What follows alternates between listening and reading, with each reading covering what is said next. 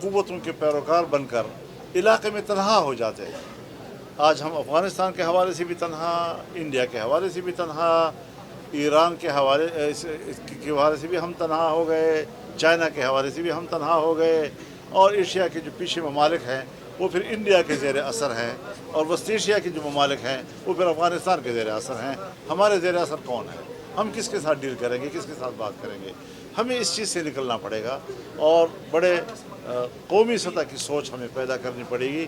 کسی ایک پارٹی یا صرف حکمران سوچ وہ شاید مسئلے کے حل کافی نہ ہو جائے۔ مولانا صاحب، آپ کیا نہیں سمجھتے کہ اس وقت پاکستان دنیا کے امن کی بات کر رہا ہے، یا دنیا میں امن کی بات کر رہا ہے، جس پہ بھارت جو ہے وہ سیخ پا ہو رہا ہے کہ پاکستان جو کہ خود بقول جو ان کا نقطۂ نظر رہا ہے چائنا انڈیا کا، کہ پاکستان تو خود دہشت گرد ملک ہے، مگر یہ کہ اس وقت دنیا میں امن کے قیام کے لیے پاکستان کو جو ہے خاص اہمیت حاصل ہے۔ آپ نہیں سمجھتے کہ دنیا میں امن کے حوالے سے پاکستان کا جو موجودہ کردار ہے یہ زیادہ اہم ہے؟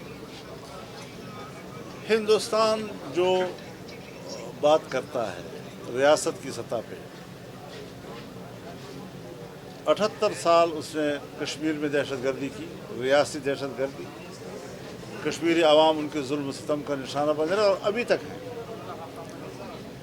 اور پھر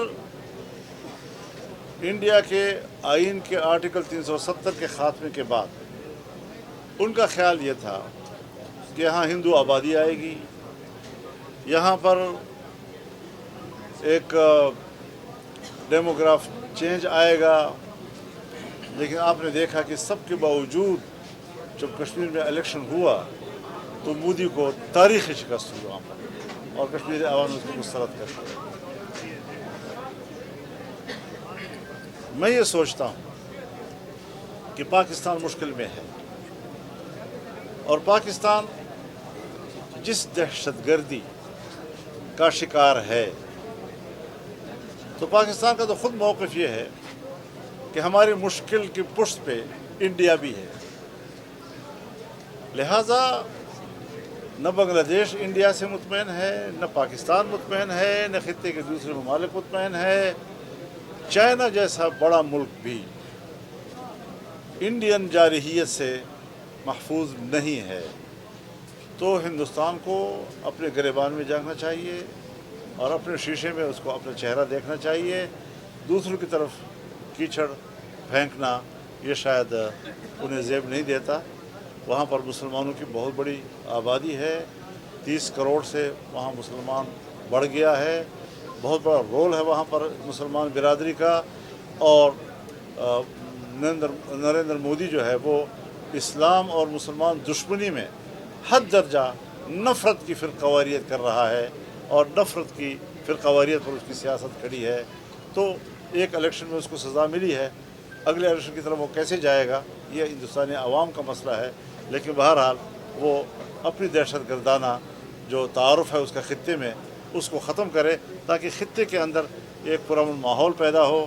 آج انڈیا کی پالیسیوں کی وجہ سے سارک غیر مؤثر ہو گیا ہے، آسیان غیر مؤثر ہو گیا ہے، اور ہمیں اثر نو چین کے بشمول ایک ایشیاٹک فیڈریشن کی طرف جانا ہوگا، تو اس کے لیے زمین تو ہموار کرنی ہوگی، اور اس میں ظاہر ہے کہ پاکستان اور انڈیا کا بہت بڑا رول ہوگا۔ جس طرح ہم تمام ممالک کے ساتھ دوستی تقریباً ہو چکے ہیں، ہماری فارن پالیسی ہے کیا، اور اس میں کیا تبدیلی تجویز کریں گے آپ؟ ہماری کوئی فارن پالیسی ہے ہی نہیں، ہماری بس جی ایچ کیو پالیسی ہے بس۔ صوبائی حکومت کو کیسے دیکھ رہے ہیں کہ حکومت صوبائی حکومت یہ کوئی یہاں حکومت ہے ہی نہیں، بس ایک کھلونا ہے، چل رہا ہے۔ ہم نہ دہشت گردی کے خلاف جنگ بھی نہیں چاہتے، اور ہم فوج کے ساتھ بھی کھڑے ہیں، ہم فوج کے ساتھ بھی کھڑے ہیں، اور ہم دہشت گردی کے خلاف، یہ متضاد قسم کی سوچیں نہیں چلتی، واضح لائن کی طرف ہمیں جانا پڑے گا۔ جی، اس وقت اسمارٹ لاک ڈاؤن کی بات تو کی جا رہی ہے، اسمارٹ لاک ڈاؤن کا جو خاص بات ہے، لیکن کہا جا رہا ہے کہ مکمل لاک ڈاؤن بھی کیا جا سکتا ہے۔ اس وقت صورتحال چل رہی ہے عالمی سطح پر، مہنگائی کے باعث جو پاکستان میں پیٹرولیم مصنوعات کی غیر قیمتیں بڑھ رہی ہیں، اس سے جو ہے عوام کی کمر تو ویسے ٹوٹ چکی ہے۔ اگر مکمل لاک ڈاؤن ہو جائے گا تو کیا عوام گھروں میں محسوس نہیں ہو جائے گی مکمل طور پر؟ دیکھیے، جہاں تک پاکستان کا تعلق ہے، یہ کوئی اس موجودہ اسمارٹ لاک سے اس کا کوئی زیادہ تعلق نہیں ہے. 1 دہائی سے زیادہ ہو گیا ہے ہماری معیشت بیٹھ گئی ہے. ڈالر کے مقابلے میں روپے کی قیمت کہاں چلی گئی. اس کے مقابلے میں آپ افغانستان کو دیکھیں، آپ ایران کو دیکھیں، آپ انڈیا کو دیکھیں، آپ نیپال کو دیکھیں، آپ بنگلہ دیش کو دیکھیں. پورے خطے میں صرف پاکستانی معیشت ہے جو نیچے جا رہی ہے، اور یہ کوئی آج اس نئی صورتحال کی وجہ سے نہیں بلکہ ہماری مسلسل غلط پالیسیوں کے تسلسل کے نتیجے میں. بہت شکریہ.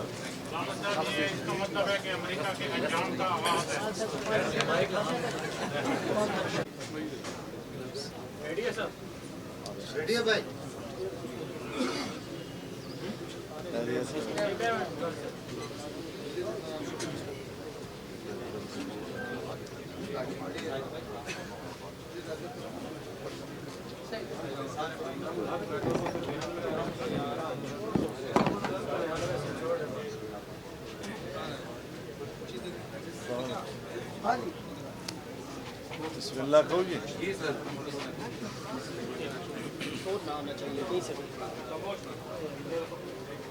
بسم اللہ الرحمن الرحیم. نحمده ونصلي على رسوله الكريم.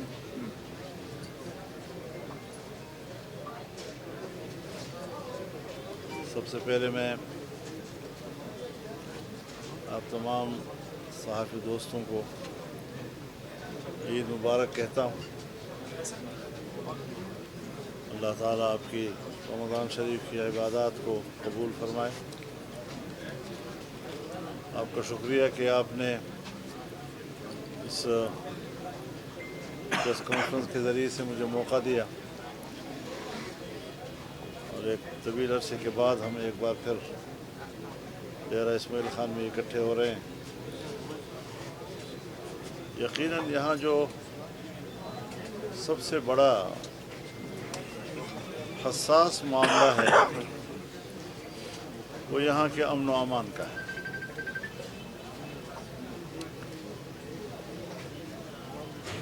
ٹانک ہو، وزیرستان ہو، ڈیرہ اسماعیل خان ہو، لکی مروت ہو، بنو ہو، دیہاتی علاقے جو ہیں وہ خالی ہو رہے ہیں اور آباد لوگ وہاں سے ہجرت کر رہے ہیں اس بات کے لیے کہ وہ ان کی زندگیاں محفوظ نہیں، اور حکومتی رٹ کہیں پر بھی نظر نہیں آ رہی. پھر جہاں حکومت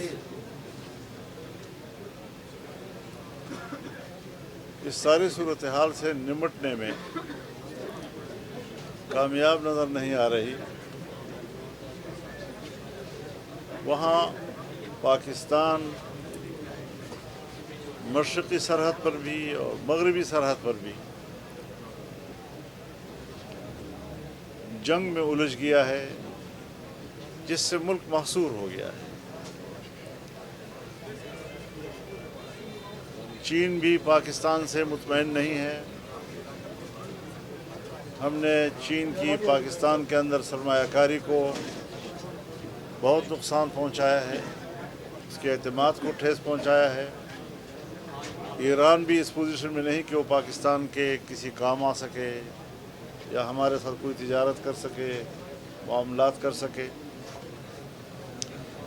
اس لیے میری نظر میں اب یہ کسی ایک پارٹی کا مسئلہ نہیں رہا کہ ہم صرف تنقید کر کے خود کو ذمہ داری سے عہدہ برا کر سکیں، کسی ایک پارٹی کو اس کا ہم ذمہ دار ٹھہرا سکیں. یہ قومی مسئلہ ہے اب، اور ہم یہ تجویز دے چکے ہیں پارلیمنٹ کے فلور پہ کہ ایک پارلیمنٹ کا ان کیمرہ اجلاس ہو جس میں عوام کے اس نمائندہ ادارے کو حالات سے آگاہ کیا جائے، پاکستان کہاں کھڑا ہے یہ واضح کیا جائے، اور پھر قومی مشاورت کے ساتھ اس مشکل سے نکلنے کے لیے راہ نکالی جائے۔ پاکستان اس وقت بمقابلہ ہندوستان کے، پاکستان بمقابلہ افغانستان کے، پاکستان چائنا تعلقات، پاکستان امریکہ تعلقات، اسرائیل کے حوالے سے پاکستان کہاں کھڑا ہے، فلسطین کے مسئلے پر پاکستان کہاں کھڑا ہے، عرب ممالک کے ساتھ ہمارے تعلقات ہیں، آج عرب کہاں کھڑے ہیں، ہم کہاں کھڑے ہیں۔ اس ساری بین الاقوامی اور علاقائی صورتحال میں ہمیں اپنے ملک کی پوزیشن کو واضح کرنا ہے۔ ہم بڑے مبہم حالات میں جا رہے ہیں اور کوئی واضح پالیسی اختیار کرنے کی ہم پوزیشن میں نہیں ہیں۔ سو وہاں بھی ہماری سوچ یہ ہے کہ چاہے عرب دنیا کی 1 صدی کی ماضی ہو یا 50 سال کی ماضی ہو، جس طرح انہوں نے اپنی سیاست، اپنی معیشت، اپنی سفارت کا انحصار امریکہ اور مغربی دنیا پر کیا، اور جس طرح تحفظ کے نام پر اور تحفظ کی امکان پر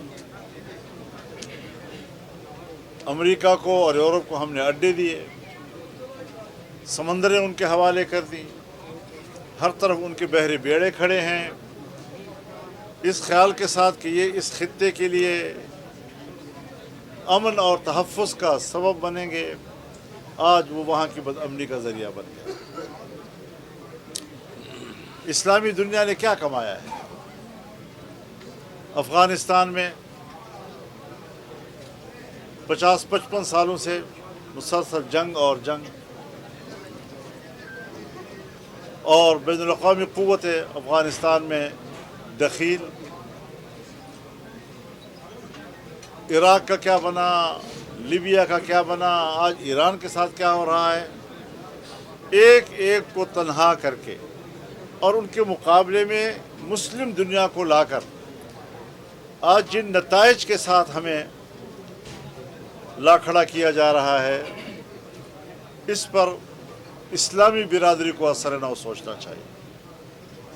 اسلامی کانفرنس ہونی چاہیے اور ہمیں ماضی کے بین الاقوامی تعلقات پر نظر ثانی کرنی چاہیے۔ ہمیں ایک اسلامک بلاک کی طرف جانا چاہیے۔ اسلامی دنیا کے درمیان سیاسی تعلقات، اسلامی دنیا کے درمیان معاشی تعلقات، تجارتی روابط اور اسلامی دنیا کے درمیان ایک دفاعی معاہدات، اس کی طرف ہمیں جانا چاہیے۔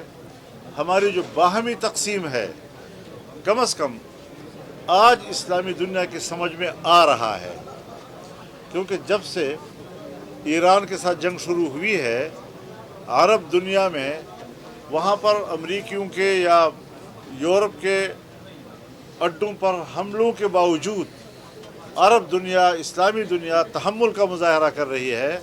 وہ جنگ کا حصہ نہیں بننا چاہتی، وہ اس کو جذباتی طور پر نہیں لے رہے۔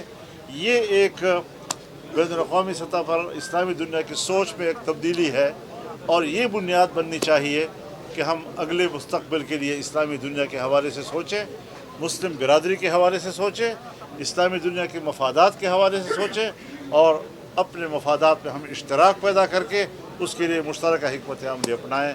یہ اس وقت ہمارا ایک پیغام ہے اسلامی دنیا کے لیے بھی، پاکستان کے لیے بھی، پاکستان کی ریاست کے لیے بھی، اور یہ کہ حالات کے تقاضے کیا ہیں انہیں سمجھنا چاہیے۔ بند کمروں میں فیصلے کرنا، عوام بے خبر رہنا، عوام میں عدم اطمینان رہنا، یہ شاید اچھی بات نہ ہو۔ ہمیں ہر سطح پر عوام کو اعتماد میں رکھنا ہوگا۔ افغانستان کے حوالے سے دو ماضی میں بھٹو کے دور میں، شاہ فیصل کے دور میں ایک یونٹی کا اتحاد کیا گیا تھا، سربراہ خان کی طرف کی گئی تھی۔ اس کے نتائج ہم نے دیکھے ہیں کہ پھر ان کو چن چن کر علیحدہ علیحدہ کر کے نشان عبرت بنایا گیا۔ تو کیا اب ہم مکمل ہو سکتے ہیں دوبارہ سب کو جب جا کرنے کے؟ میرے خیال میں اب صورتحال وہ نہیں ہے۔ اب امریکہ سپر طاقت نہیں رہا ہے، وہ اپنا ایک بھرم رکھنے کے لیے یہ سارا کچھ کر رہا ہے۔ بلکہ یہ بھی کہا جا رہا ہے کہ شاید ट्रंप अपने ज़ाती दिफा के लिए ये सब कुछ कर रहा है, अमेरिका की दिफा के लिए भी नहीं कर रहा, और वहाँ पर इस वक्त अमेरिका की अवामी तायीद भी इस वक्त हासिल नहीं है। बड़ा सवाल ये है कि जिस शख्स ने इलेक्शन लड़ा कि दुनिया से जंग ख़त्म करूँगा, उसने इक़्तिदार में आकर दुनिया पर जंग मुसल्लत कर दिया है। ये ख़ुद अमरीकियों के और अमरीकी अवाम की नज़र में भी एक सवालिया निशान है। सो इस वक्त पूरी दुनिया असर नौ सोच रही है, और ज़ाहिर है सोवियत यूनियन के टूटने के बाद हम पहले से ही कह रहे हैं कि आलमी तब्दीली और तग़य्युरात आएंगी। सो इस वक्त पूरी दुनिया अमेरिका से लेकर रूस तक और चीन तक ये आलमी तग़य्युरात की ज़द में है, और हमें ख़ुद बैठ कर ख़ुद एतमादी के साथ अपने मुस्तक़बिल को ख़ुद तराशना हो। हम ये देख रहे हैं कि ईरान, इसराइल और अमरीकी जंग में पाकिस्तान का जो किरदार है वो ज़ाहिर वाज़ेह है, हालांकि सालसी की बातें भी हो रही हैं। तो इस हवाले से आप क्या कहेंगे, क्या वाकई पाकिस्तान कोई सालसी का किरदार अदा करने जा रहा है? हमें यही सवाल है कि इस वक्त सालिसी की बातें भी हो रही हैं, क्या पाकिस्तान इस पोजीशन में है कि वो सालिसी कर सके? और शहबाज शरीफ जैसे हुक्मरान के ट्वीट पर ट्रंप का ट्वीट आना खुद ट्रंप की कमज़ोरी और अमरीकी पॉलिसी की कमज़ोरी की अक्कास है। सो इस हवाले से हमें सोचना चाहिए, नहीं, पाकिस्तान बहरहाल मुहासरे में है, और सिवाय सालिसी के किरदार के हमारे पास और कौन सा रास्ता है? मौलाना साहब, ये अफगानिस्तान के हवाले से दो मुतज़ाद बयानिए पाकिस्तान की तरफ से। केपी गवर्नमेंट एक तरफ शायरी होती है, वफाकी हुकूमत के बयान होते किरदार होता है। ये 70 सालों से अफगानिस्तान पॉलिसी क्यों नहीं बना सके? वाज़ेह तौर पर क्या मशवरा देंगे, क्या इस हवाले से? जब तक हमारे दिमाग से ये कीड़ा नहीं निकलेगा कि हमने अफ़गानिस्तान को ज़ेर नगीर रखना है और अफ़गानिस्तान में कोई हुकूमत वो हमारी मर्ज़ी के बगैर नहीं चलेगी, उस वक्त तक मामला ठीक नहीं हो सकते।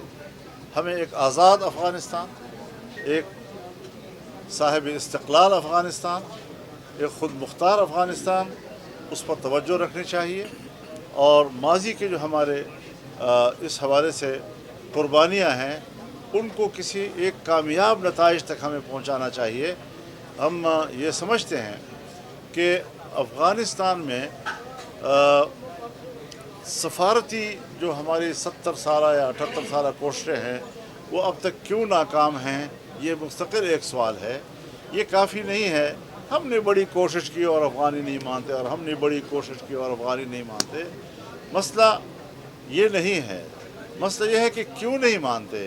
क्या सारी गलतियाँ 70 साल से उन्हीं की तरफ हैं, और क्या हमारी तरफ बिल्कुल कोई गलती नहीं है? ये भी हमें कौमी सतह पर सोचना चाहिए। अफ़गानिस्तान सिर्फ हुकूमत का नाम नहीं है, अफ़गानिस्तान सिर्फ वहाँ अमारत इस्लामिया का नाम नहीं है, अफ़गानिस्तान वहाँ के अवाम का भी नाम है, अफ़गान कौम का नाम है। अफ़गान कौम के हमारे साथ रिश्ते हैं, हमारे साथ उनके ताल्लुक़ात हैं, हमारे साथ उनकी बिरादरियाँ शरीक हैं, और हमारे साथ उनकी मुआशरत शरीक है। इन तमाम रिश्तों को सामने रखते हुए हमें अफ़गानिस्तान के हवाले से सोचना चाहिए। ये हर वक्त रजीम चेंज और रजीम चेंज और रजीम चेंज की बातें, ये शायद न ख़त्म होने वाला सिलसिला बने। ज़ाहिर शाह के ख़िलाफ़ हमने इनकलाब की हिमायत की, फिर उसके बाद कम्युनिस्ट इनकलाब आया, फिर हमने उनके ख़िलाफ़ जिहाद, उस वक्त हम अमेरिका जब आया तो हम भी दाखिल शामिल हो गए। फिर वही अमेरिका था, उसने तरफ तब्दील कर दिया, तो मुशर्रफ के ज़माने में हम फिर अमेरिका की जंग लड़ रहे थे। आज हम फिर एक दफ़ा अमेरिका की ख्वाहिशात के मुताबिक, ये कैसा अमेरिका है कि पाकिस्तान की अगर इंडिया से लड़ाई हो तो क्रेडिट लेता है कि मैंने जंग बंद करा दी, और अगर अफ़गानिस्तान के साथ लड़ाई हो जाए तो कहते हैं पाकिस्तान ठीक जा रहा है, उसको और करना चाहिए। तो ये चीज़ें उनकी बदनीयती पर दलालत करती है, और हमें किसी के ट्रैप पे नहीं आना चाहिए। वो अब ख़ुद ट्रैप पे आ चुके हैं, फंसे हुए हैं, मुश्किलात का शिकार हैं, और वो कामयाबियाँ हासिल नहीं कर पा रहे हैं।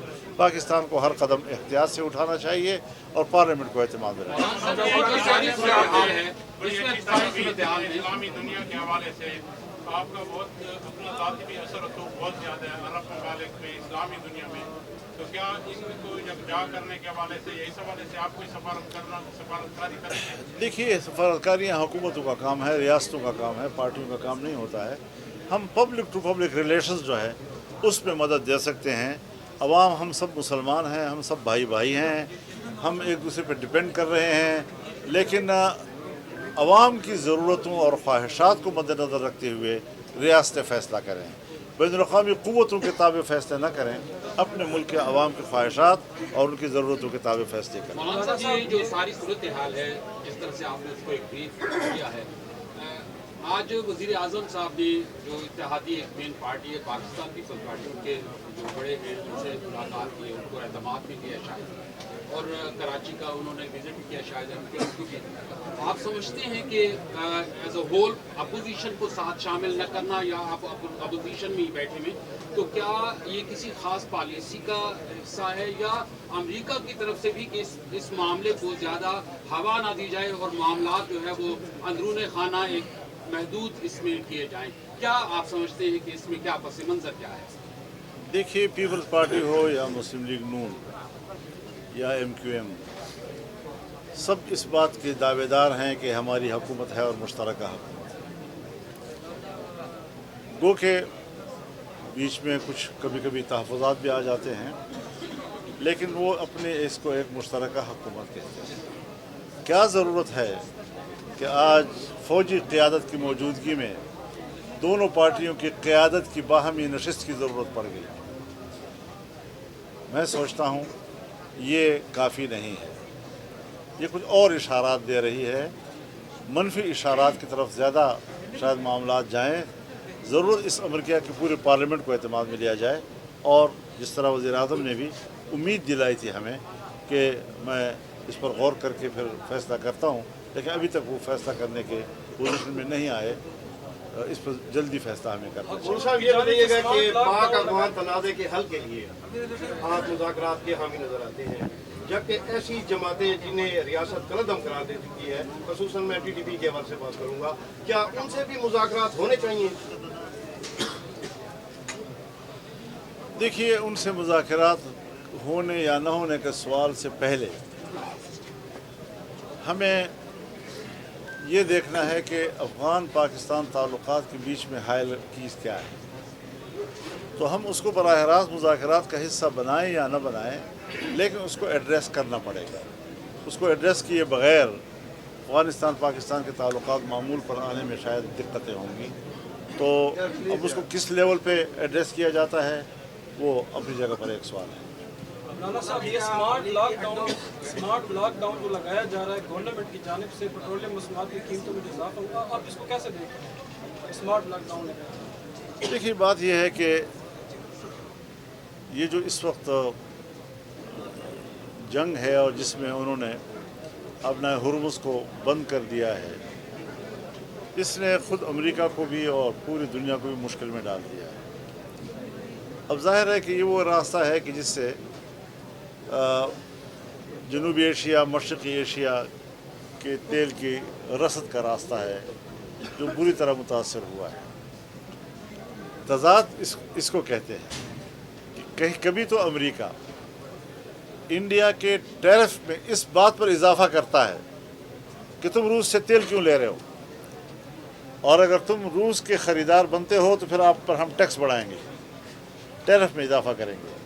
और या वो दिन आ गए हैं कि अमेरिका ख़ुद इंडिया से कह रहा है कि आप रूस से तेल लें। तो इसी से अंदाज़ा लगाएं कि किस कदर कमज़ोरी आ गई हैं आलमी सतह पर।